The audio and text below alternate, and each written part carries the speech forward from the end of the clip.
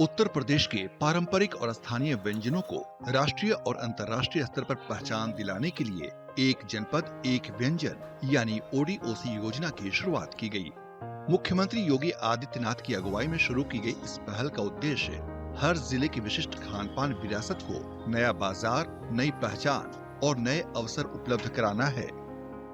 स्थानीय उत्पाद को हम लोग जियो टैग कर सके और फिर इसके माध्यम से उसे वैश्विक पहचान दिला सके, उसकी पैकेजिंग की, उसकी ब्रांडिंग की और उसकी डिजाइनिंग को, वैश्विक मांग को, देश की मांग के अनुरूप उस प्रकार की प्रोडक्ट को हम यहां से एक्सपोर्ट कर सके। यह एक अवसर अब हर व्यंजन के लिए भी उत्तर प्रदेश के अंदर प्राप्त होगा।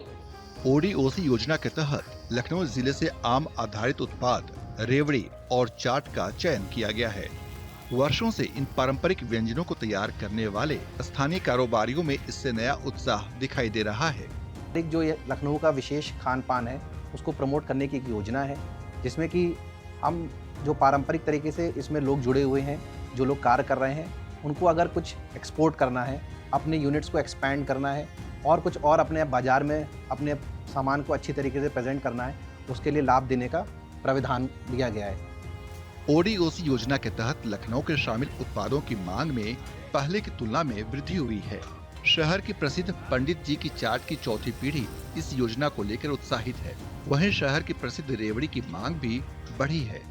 सरकार की तरफ से जो एक योजना आई है ओडीओसी, एक जनपद एक व्यंजन, ये हमारे लिए बहुत लाभकारी है।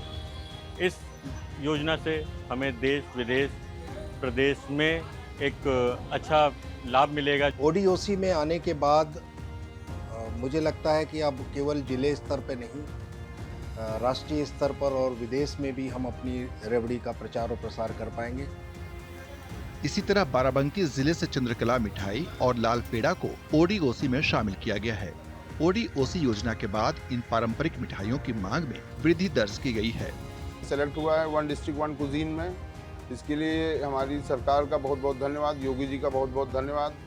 और ये पहले हमारा जिले स्तर ही था, अब ये बढ़ के हमें प्रदेश लेवल में पहुंचने का मौका मिला है और इसी तरह आगे हमें प्रदेश के अलावा बाहर भी, विदेशों में भी इसका आगे ले जाने का मौका सरकार देगी, तो हम जो दे रही है तो इससे हम और आगे ले जा सकते हैं।